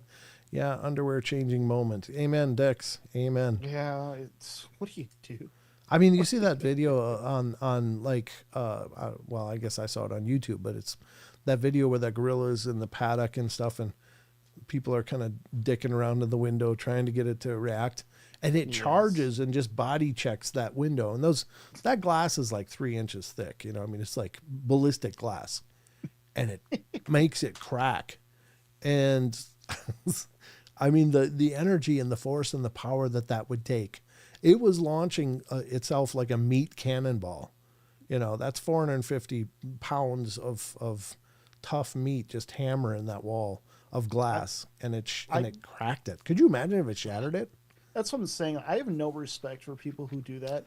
It's like, what if that fails? What if, like you said, it just shatters and it comes through? What are you gonna do against a gorilla? Why antagonize it? Why test fate like that? I mean, even where's your brain? Even if you were to like square up, it would just whip you around like nunchucks. It'd be like, It would be like Hulk versus Loki in the first Avengers. You're done. puny human, puny god. Yeah, exactly. You're done. That's it. Yep, you'd be like dirt slammed. And it would probably rip off your arms in the process, you know. It's like It wouldn't break a sweat ripping off your limbs. Not even. It would. That's nothing. Yep, I'm telling you. And then, like Grandizer says, then those people are doomed to make the evening news. I mean, maybe that's the point. I don't know. Hey, it's 5 minutes. 5 minutes of fame. Yeah. Also, Grandizer did ask, "What's your thought on feral people?" I'm sorry. Who asked? Well, he asked me what my thoughts on feral people, but I don't know. Who asked this? Grandizer. Oh, Grandizer did? Feral people? Well, Feral people, as in like we talking in the Appalachian Mountains, some banjo humans, or like people that are, you're talking about people that are like living ferally. I mean, there's obviously tribes that still exist that are feral by our standards. They're tribal, but they live completely wild and off the land. feral breds. What?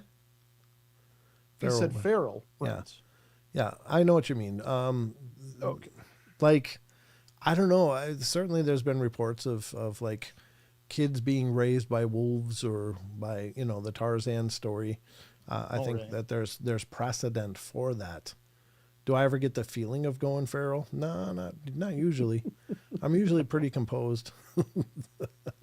I like my technology. I'm not going feral. Yeah, I mean, don't get me wrong. I wish, I think it'd be great to know how to be feral in case things went to hell. But, I'd be curled up in the fetal position somewhere, wishing for a donut or something.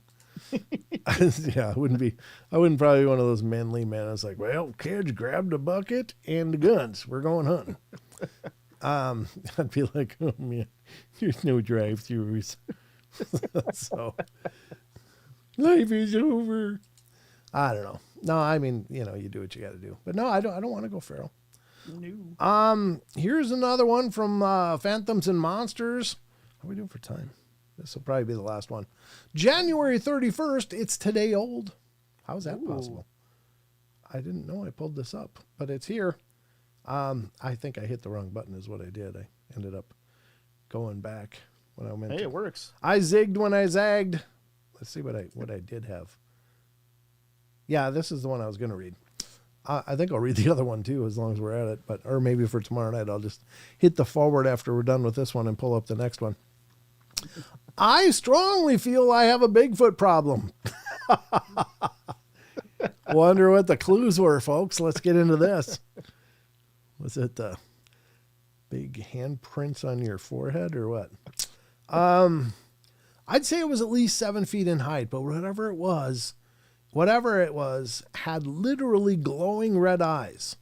And I looked at it for about 15 seconds and then it quickly vanished.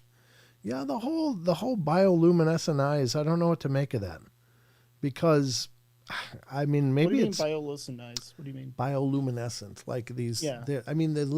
People have literally claimed to have looked at these things in the pitch blackness of dark with no IR or anything, and still they're seeing these glowing red eyes.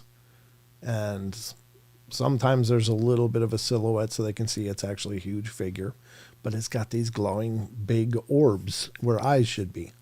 And it's hard to understand.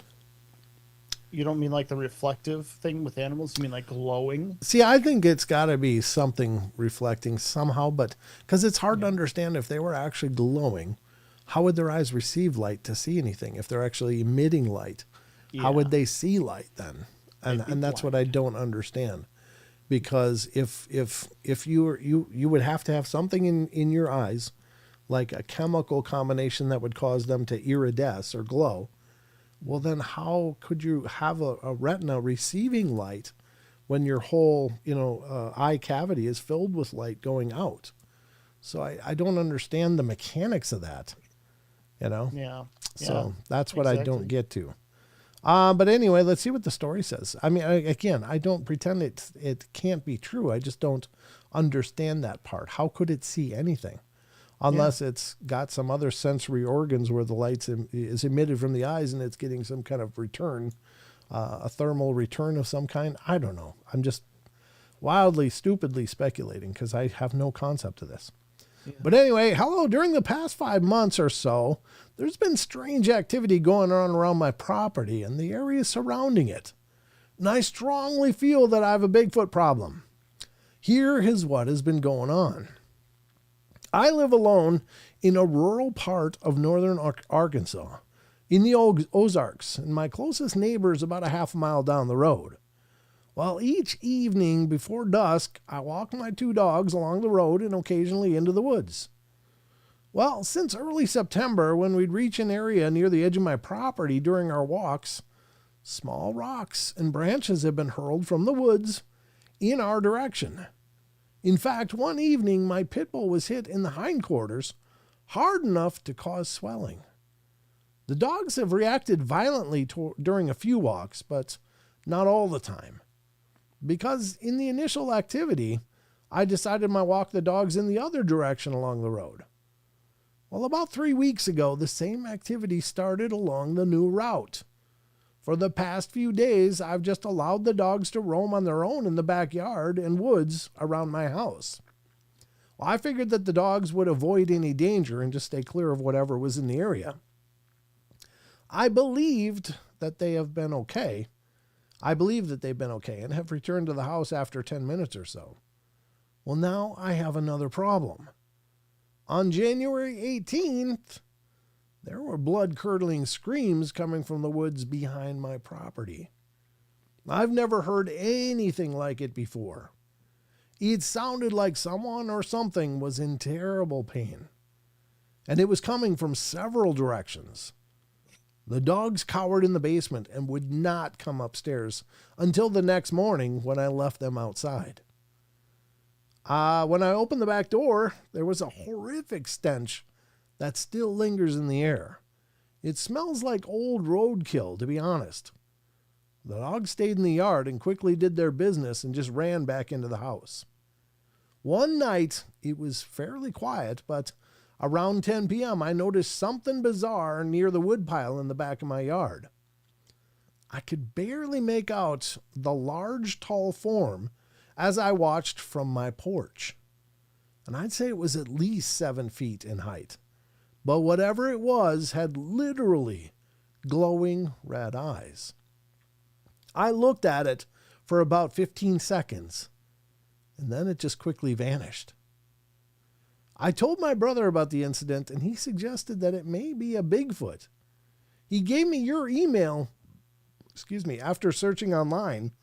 If we could talk, that would be great. Signed H. And Lon has a note here. I called a witness and discussed the incidents, and he's lived in the house for over 10 years and has never experienced anything unusual previously. The witness is skeptical when it comes to the paranormal, but he truly believes that he has a Bigfoot-like being in his vicinity. At this point, he asked that I not be specific about his location when posting the account, and I will keep in touch with him to assess any further activity. That was from Lon. That's really cool. And I love that Lon does that. He, reaches out and contacts these people and tries to offer them help and advice. So very, very cool. But yeah, how about that one, Sheldon? Wow. The stench, that makes sense. Yeah, that comes up. We hear about that. That does come up with them being in the area. Right. Possibly having to do with stress signals. Yeah, absolutely. Yep. Absolutely. So here's the thing, though. I mean, he wasn't in the dead of the woods when he saw the glowing eyes. So it is possible they had a porch light or a patio light or something, and he was getting a reflected light of some kind. I think these things see incredibly well in the dark. These beings. I don't mean to say things, because I think whatever they are, they're intelligent enough to not be a thing. They're a being. But Data Druid, how you doing? Good to see you. I don't know your name, but welcome to the show. But welcome. But I think that they are, again, with cats, with dogs, with a deer, a raccoons, a possum. Any of those things will reflect even the smallest light. And it looks, at first glance like their eyes could be glowing, but I think we know enough about those that we go, oh, they have reflective eyes because, creatures with night vision that see well in the dark, they will have those eyes that just, will reflect light back. And it's like you said earlier, it's kind of creepy, but it's just a function of their eyes. And our eyes will do it with flashes, flash cameras when they use that flash. Our eyes will do it with enough light, but not like these animals and beings with, these super sensitive, night vision eyes. So I think that he probably had some kind of light around him as he was looking out and could see this silhouette. And then, the eyes were right to just reflect right back at him. So that would make the most sense. Yeah, exactly. Because like you said, well, Rachel did say something interesting though earlier. What was that? Rachel said, where is it? Hold on. I'm holding. 10-4, holding on. Find it. I swear. Oh my gosh. Was it way up here? I don't know. Well, Rachel said basically that some species of shark have bioluminescent eyes. It's just that we cannot see it. Oh, well. I mean, honestly, here's the thing. We actually do glow, but we glow in infrared light, Yes. We all, because heat is light, and certainly we're giving off heat. And so we do have a subtle glow. And maybe that's why it's really almost impossible for us to hide from these things, because their eyes are sensitive to the infrared spectrum. Well, they can just see us. It's like I'm hiding in the dark. Nobody can see me except for that plume of heat. We shine like a beacon to them. Yeah, we're looking like little sparks out there, I'm invisible. I'm a ninja. No, you're not. You're like a little nightlight out there in the darkness. Oh, Data Druid. Oh my God. Data Druid's coming in. Coffee on me. God bless you. Thank you. Yeah, it's not just a coffee. Yeah, it's a Starbucks. That's a box of donuts right there. Oh man, you're killing my diet ideas here, buddy. I'm telling you, yeah, I could have a nice little snack with $9.99. Thank you so much. I really appreciate that, Data Druid. Thank you. Very cool. But yeah, I think it's fascinating. Again, I don't know. I've heard the claims. People say, "Oh, their eyes glow. They just glow." And I talked to Kevin Keeney, who's a Bigfoot researcher on the Mogollon Ridge in Arizona. He was the one that I interviewed when I was sitting in for Carrie Arnold on Bigfoot Odyssey. I would sometimes host with Daniela when Carrie couldn't be there. And one of the guys we interviewed during my time there doing that was Kevin Keeney. And he was the one that said he would sit out there. There's no campfire, pitch black, couldn't see an inch from his face. It was just blackness. But then they would come in and he would see their glowing red eyes. And that's where I was like, wow, maybe they are glowing. I just don't understand it, though. I don't understand the mechanics of that. Well, yeah. And Rachel says, that wasn't me. I said maybe our eyes see a glowing eye, but it's not a creature eye that is glowing out physical light.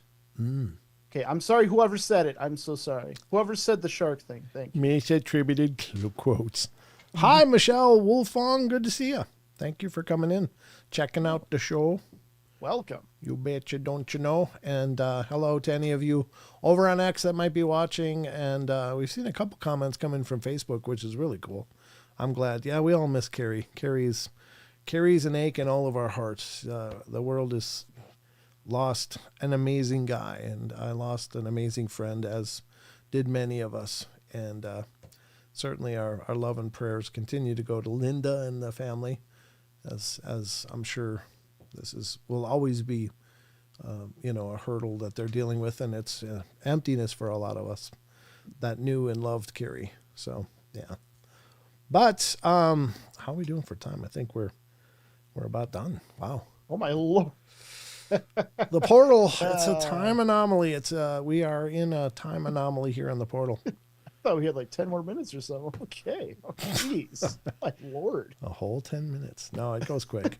Just takes, once you start talking and you're diving into ideas and thinking and having these robust discussions, it's like, boom, over. It just melts. Yeah. It just melts. Time just melts. But Sheldon, I'm so glad you made it as always. Yay for growth of the portal. Not too big. Just not too big, otherwise it might create a black hole. Well, we'll try to scale it up so we don't create a gravity well like that. That's right. We're gonna suck everyone into our portal. That's right. That's the way we like it. Yep. Well, we're always happy to see more people come in, and so thank you to any of you people that are new out there that are trying out the show, checking it out, giving us a listen, and relaxing with us. We like to have a good time on the show, and obviously we take the material seriously, but we also like to have some laughs and have fun with it because this stuff is dark enough as it is. And I think you got to temper it with some good humor. So that's right. Great show. Thank you, Wizard Moon. Appreciate it, brother. Thank you so much. And it's great to see everybody. Some names I haven't seen for a long time popping up tonight. Raspberries and Bomber. Great to see you guys. Thank you for coming in and being back with us, and some new names. It's great to meet some of you new listeners and viewers. Hopefully you'll become a part of what we're doing. 9. Whoa. Will this get me a shout out in 3 podcasts release? Data Druid. I love you, brother. Thank you. I'm assuming you're a male. I don't know if you're male or female, honestly. Male or female, whoever you are. Whoever you are. God bless you, though. I miss you all so much. Well, we've been here, Raspberries, but glad you found your way back. But yeah, I'll be happy to see you show up in the next few episodes, Data Druid. So please come back. We do these live shows every Wednesday, Friday, Saturday. So at least most of them. Sometimes I got to take 1 or 2 off here and there, but I try to be consistent. We've been doing these live streams on YouTube since 2017. And I think there's like 1,600 episodes so far, if you can believe that. Jeez. Yeah, I think so. Ramping up. I know. There's a lot of them. Yes, I'm male, he says. Okay, well, very good, sir. Well, there we go. Sheldon, anything in closing before we get done? I'm not able to post the link. Why? It's I don't know why my browser said it ran out of memory and I'd refresh and now chat's not loading, so I can't paste it. But just remember, guys, paranormalportal.net is going to be the home base for the Paranormal Portal, where you can keep up with all the news, all the releases for the podcast and when we're live. And don't forget, guys, for anyone new here, there is an interview me button right on the page where you can talk about your own story, schedule your very own interview if you have an amazing story to share. And also, don't forget, right in the description of the video, I believe it's here. Yes, discord.gg/paranormal portal is going to be our community home base, where the community comes together to talk about all of these interesting topics right in there, right in the Discord. Absolutely. And yeah, I mean, that's pretty much it. What Sheldon said, what he said. Yeah. Makes my job easy. Thank you, Rachel. Thank you, Rachel. Thank you. I thought I posted it too. She did it first. Really? Look at your chat. Yeah. Discord.gg/paranormal portal. She did it first. No, I mean, just above that, I did paranormalportal.net. Yeah, I don't see it. I acknowledge Rachel's. Just kidding. And the Dick Award goes to Sheldon. Yeah. Well done. Thank you. All right. Grandizer. I put interview me and it said not interested. JK. Well, we are a refined show, of course. We don't accept just anyone. No. Everybody's welcome. If you got a story to tell, I'd love to hear from you. So anyway, Raspberry said, I remember when we talked to you into making a Discord. Oh, it happened.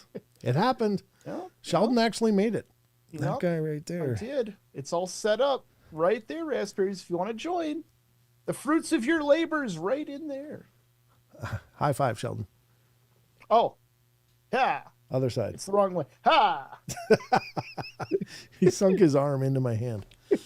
We'll have to work on that. We'll have to synchronize our high five so it looks better. Yeah. Anyway, the sparring is too funny, gents. Oh, thanks, Barbara.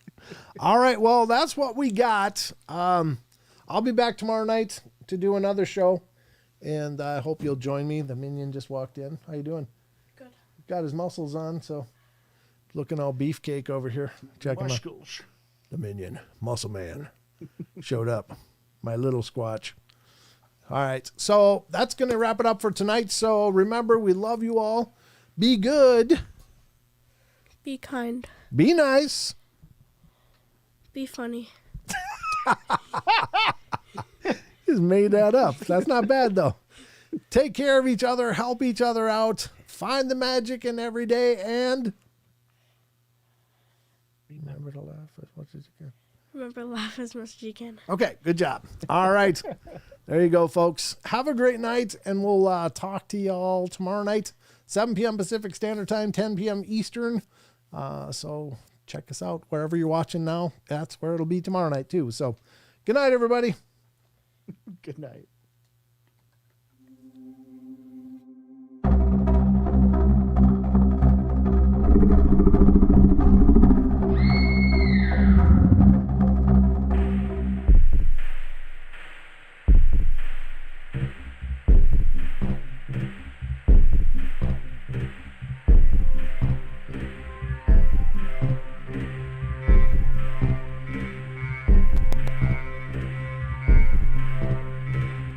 Woo!